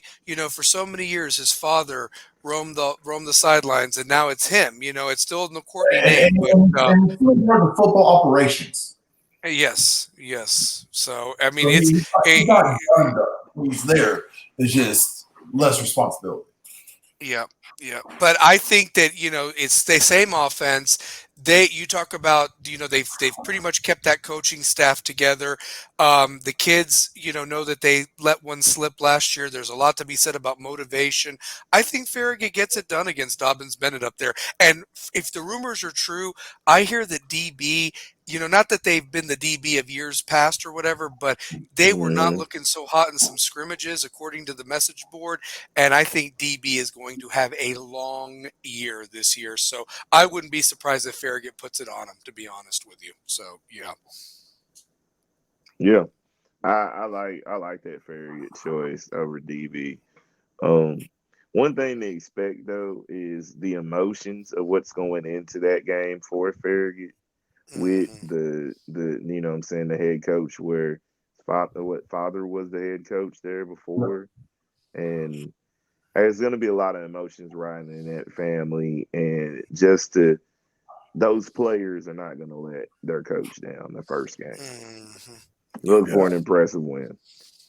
I mean, it's always a hostile environment up there at DB. I've been there a couple times. I have Isn't a that experience awesome, Shane? That double decker dude, stadium or triple decker? What is that, man? that stadium was like going to a I equivalent to like a D2 school. It is. It's It, like going to a Carson Newman game. Like, yeah. yeah, So but I mean, it's an amazing atmosphere up there. But it's a hostile environment. It is it very is. hostile. It is. But in that 2.5 hour drive, and you hit traffic, it gets worse. Especially driving up 81. I've made that drive multiple times. Not a fun drive, especially coming back home, even being victors at those Yeah. games. A long drive home. But Hey, two pair. When you park there, it's like parking at the fair. You have to walk like forever to get because there ain't no yeah, parking near that stadium. It's like yeah, like, like you went to the fair. I've literally had to park. I've had to park at a park and walk across like the main strip I up there. parked at that park, so yeah. Mm. I've had to park at that park and walk across. I've got a cheerleader, and back when Keegan was younger, it's like, buddy, hey, stay right here next to that. Like, hold my hand. We run across this street, or I'm picking you up, and we're running. Yeah, you got to run across like the main highway that goes through there, or whatever, Yeah, like that. It's like 4 yeah. lanes or Because something. my kid's grandmother lives up there, Yeah. so Mm. that drive is brutal. And I've made that drive and turned that thing into a 3.5 hour drive. I think I truly believe Farragut with the caliber players they have. The way last season was really rough for them, but we know what Farragut brings to the table. They are always Mm. competitive. I think DB is in a slump. I think it's going to be a slugfest. Farragut by 3. Nice. Nice. And, of course, the game of the week. No biases here as we make our picks, even though our program is what our program is. Saturday night, 8 p.m. at what they call the Doghouse, at the Pike, West and Bearden. I think that this game is going to be, I think both teams are going to feel each other out a little bit. I would be very shocked if one team jumps on the other like that 14-0, 17-0 deficit like I talked about. I also want to see whoever does get punched in the mouth who responds, and do they have enough fight in them to punch back. That's for both teams if I was being neutral in this, making this pick. That being said, I've got to go with West. I've got to go with West because think these kids that are on this team want to write their own story. They're entitled to write their own story, and I don't think they want to be the class that loses to Bearden, because so far a couple of graduating classes don't know what that feels like, and I don't think this one wants to start. And they want to start a journey, and I think West wins by 10 points. So I got West winning by 10. I actually, you know what? Let me go this 31-20. We get a field goal. Yeah, They yeah. get- I want score predictions for this one. I want score yeah, predictions. yeah. No, I'm going to go 31-20. West with the victory. And Two-Pair, you mentioned it. When West scores that 30 points, it's virtually a lock to win. And so basically, that's where I'm shooting for, that we get a field goal along with 4 touchdowns, control the clock. Defense makes a couple of stops, and that's going to be the difference. 31-20, West wins that game.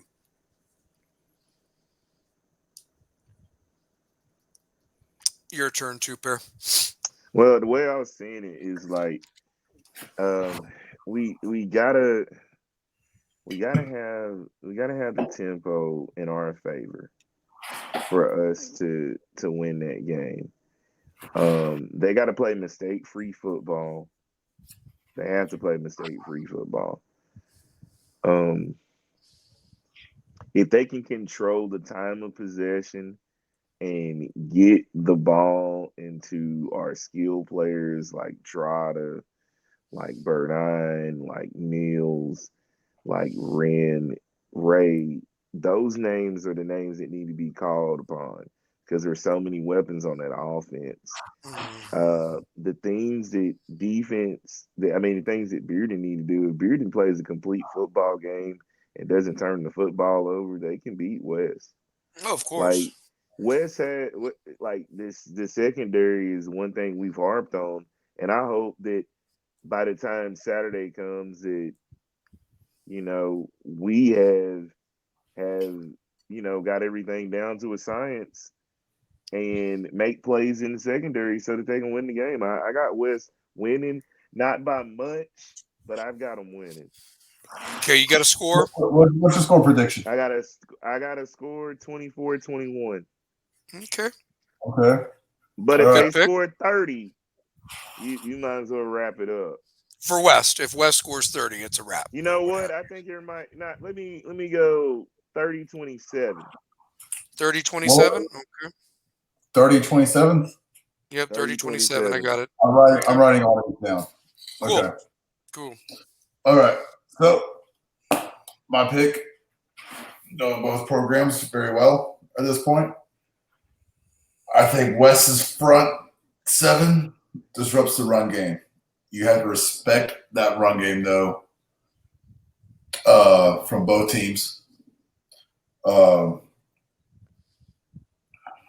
think the secondary for West will be the Achilles heel, but I think the heart of that front 7 will still prevail. Bearden will give them a fight. They've got some speed with some kids I know that can on the outside. Not sure how the hands are.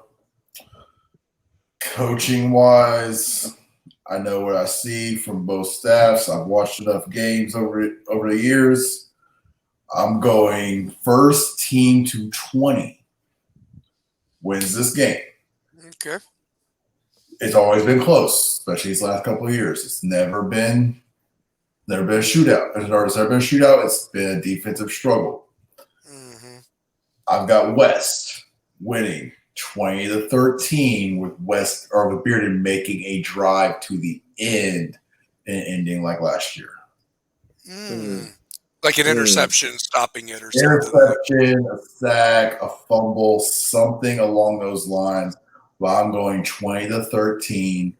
It's going to be close. It's going to come down to the final drive of who wins this game. I think we won't see a true victor till the fourth quarter, late in the game. The way these games have gone down in the past, these two teams have the passion is there with both these teams, especially player-wise. I truly believe West pulls out, but it'll be within 7 points. Yeah. Honestly, as long as we have one more point than them, I'll be thrilled because we'll be partying Saturday night. So that's how I Yep. feel about it, honestly. So yeah, Waffle House afterwards. Pick a meal. yeah. Well, and so switching gears from the high school scene, and of course, we'll talk more about this game and make those predictions again on game day Saturday. Hope everybody can tune in and watch. I want to Mhm. talk a little college football week 0. We've got 4 games on the slate, one of which I know that you're probably going to be excited about, a 2 pair. Florida State and Georgia Tech from Ireland. And Seamus is Yeah, going to be the guest picker on the real college game day. So, yeah. yeah, So. yeah. I think Florida State wins. I just think Georgia Tech, though. Georgia Tech has got to get off to a fast start. Georgia Tech doesn't get off to a fast start. You saw what happened to them against Louisville in last year's opening game. I think this is one of those games where Georgia Tech's got to get back on the map. They need this win more than Florida State. Florida State, I think, pulls it off. Look for them to get Malik Benson really going and Williams and just get those guys going. There's a Mm. lot of talent on that Florida State team, man. A lot of talent. And You know Georgia what's Tech's great? quarterback is gonna dictate this game as well. You know what's crazy is the fact that it's a conference game right off the bat, and they don't do like the divisions anymore. It's like the best record wins, and it Hmm. almost is like a must-win game for both teams if you want Yeah, to be in contention to get one of those spots in the ACC championship. I mean, and now you've added 3 more teams to that. With Stanford and SMU joining the fold and so forth. And Cal. So you've got 3 teams that are now part of the ACC. So it is a must-win game. Props to both teams for even having this game in hmm, Ireland and your week 0. Like I mean, that's yeah, at least it's an interesting game because realistically, no disrespect to the other teams playing, but in years past, that week 0 game has been snooze ball city. Like last year, Notre Dame whipped the absolute hell out of Navy. And Hawaii and Vanderbilt played. You know what I mean? But the other 3 games that are going to be on throughout the day is Montana State at New Mexico, SMU at Nevada. I mentioned SMU now part of the ACC, so they need a hmm. win out of conference there. And then the night game is going to be the Delaware Fighting Blue Hens against the Hawaii Rainbow Warriors. So that's going to be The your Blue full Hens slate. against the The Delaware Warriors. Fighting Blue Hens are going to Hawaii to take on the Rainbow Warriors and Timmy Chang. So yeah, I Oh mean, man, shout out to Timmy Chang, man. Timmy Chang, baby. Shout out to Delaware though. Blue Yeah, Hens, yeah, the yeah. Blue Hens. Hey, speaking of which, I don't know if you remember this kid or not. He graduated with you guys, and he was the biggest Hawaii Rainbow Warriors fan. He was so devoted that, like, back before you now have this ESPN game plan and you can watch all these games on ESPN Plus, he literally would on the internet sit in front of his computer and listen to like the game on radio with dial up, like maybe even like a little bit of internet. JD Trevathan. He was a huge Hawaii I Rainbow love Warrior fans. JD, man. Yeah. He Yeah. went Ever, to West. He ever. went to West. Yes. Yes. So, yeah. JD He was a huge Trevathan. Rainbow Warrior Hawaii fan, and he Hey, kept me up on man. all that stuff. So, shout How out is to he him. doing? I wonder where is he at, man? Where I is don't know. JD I hadn't Trevathan? talked to that guy since 2003 or 2004. So it's about yeah. So Man, we need yeah, to look him up, man. Look him up on yeah. Facebook, But he was a man. big Rainbow Warrior Hawaii fan, and every time they play, I think of him and so forth. So yeah, He's such but a funny dude, man. He's yeah, hilarious. I love him, man. yeah, Funny yeah. guy. But JD Trevathan. I'm just glad football's back, guys. None of this preseason crap. I Um, mean, it's here, man. I'm excited, guys. no, I can't wait to wake up, turn on ESPN, and watch College Game Day again. Yeah, Hmm. yeah. It's And of my course, first I'm preventing us from doing that. And thank you guys for wasting your time. No, it's not wasting, but volunteering your time that we can make this dream happen of doing a show from the high school to preview these Yeah, two games, man. these I two mean, schools. like, So do you never yeah. think something like this would ever happen? That's kind of groundbreaking. It is. Like to be It the truly first is. podcast to do an official Knoxville game day.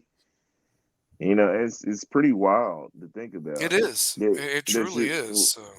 we're gonna be it's turned it's went from a podcast to a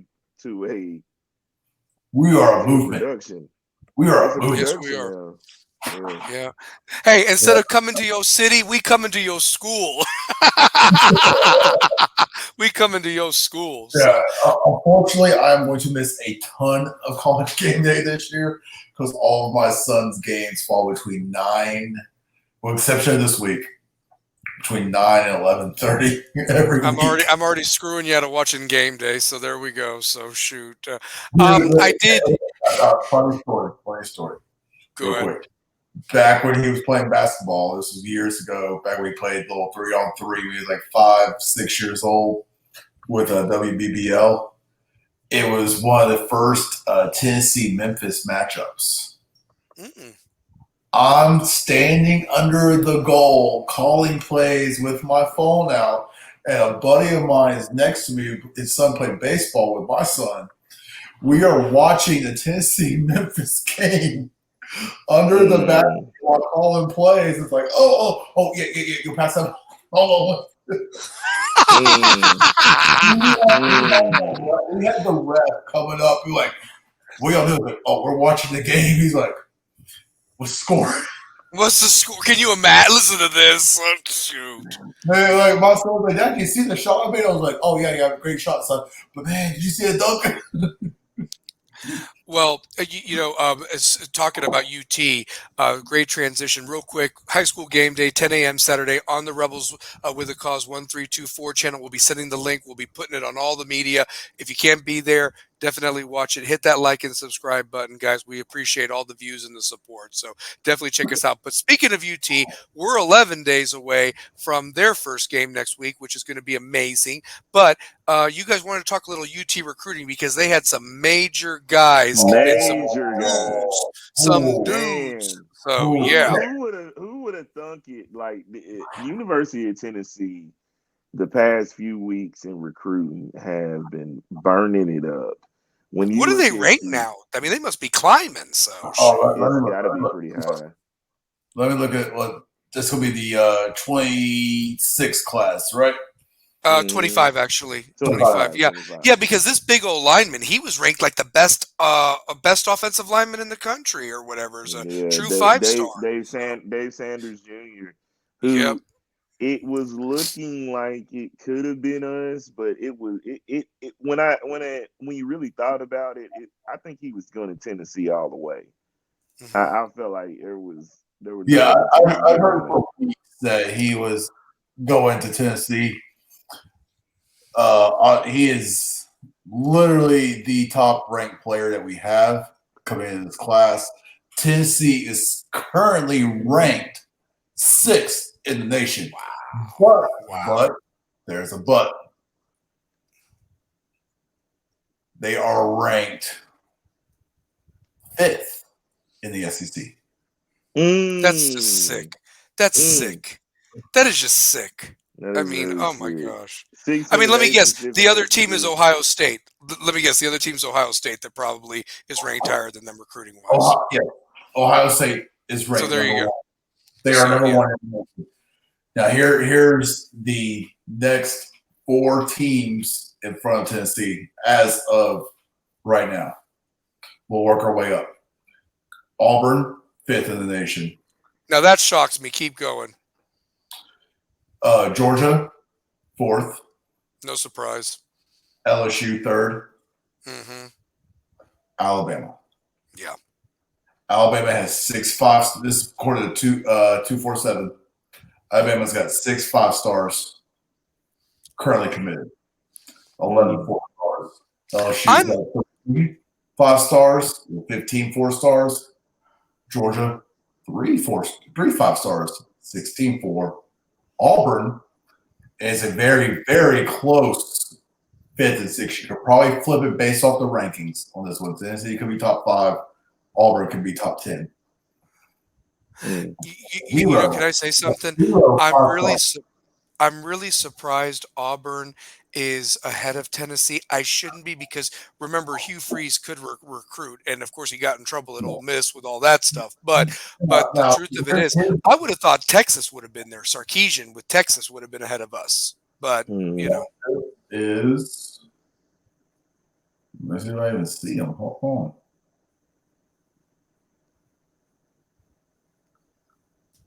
Texas is 14th. wow, that's kind of shocking to me. Unless They've they're already- going to they've pull some got- holes later They on. got, So. they got 16 commits total, only one 5-star.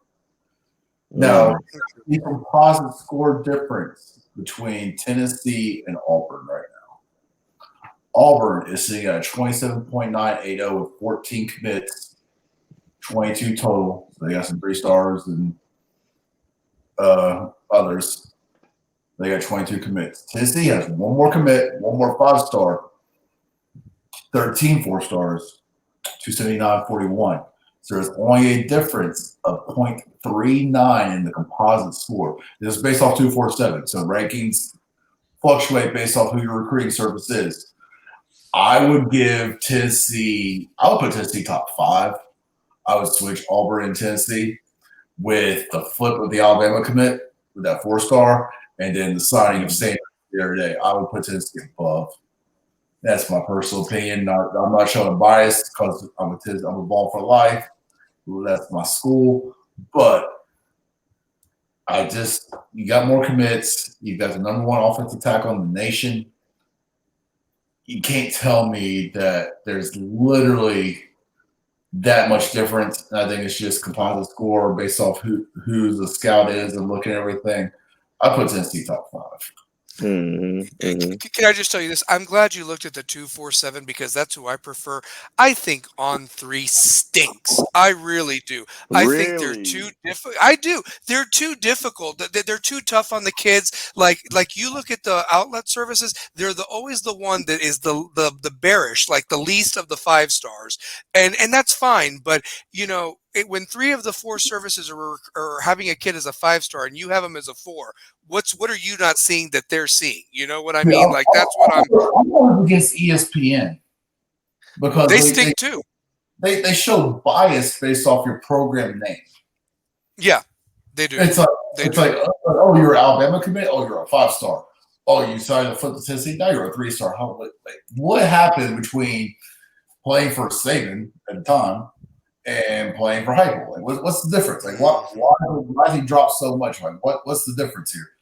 I've never liked the way ESPN does it. I like 247's the way they do their things, but I think on this one they got just a little wrong.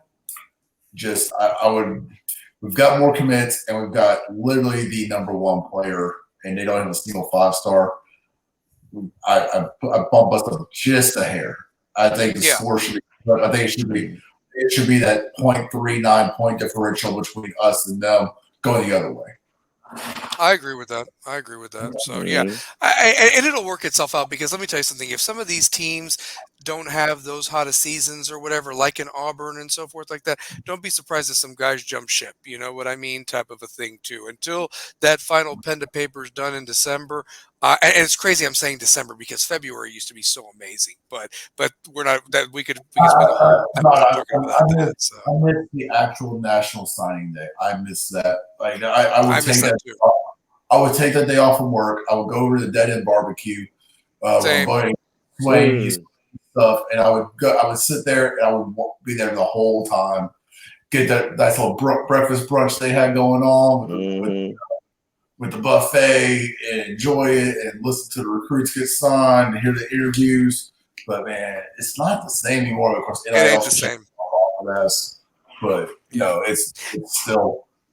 Well, and the thing is, it's right before the bowl games, or right in the middle of the bowl games and everything. And now it's going to be even more interesting because now you got the playoffs, and so forth. So, but, one thing I do want to do next week for next week's show, obviously we'll break down the Bearden game. We'll preview the Clinton game, but maybe we can even make some predictions for who we think are going to make the playoffs and ultimately win the national championship. I think that'd be fun. Even with Florida State playing already, we could do that next week's show. So, Speaking of the bowl games in the playoffs, do we see players opt out? as much now? That's a great question. Great question. Maybe it's something we I hope- sit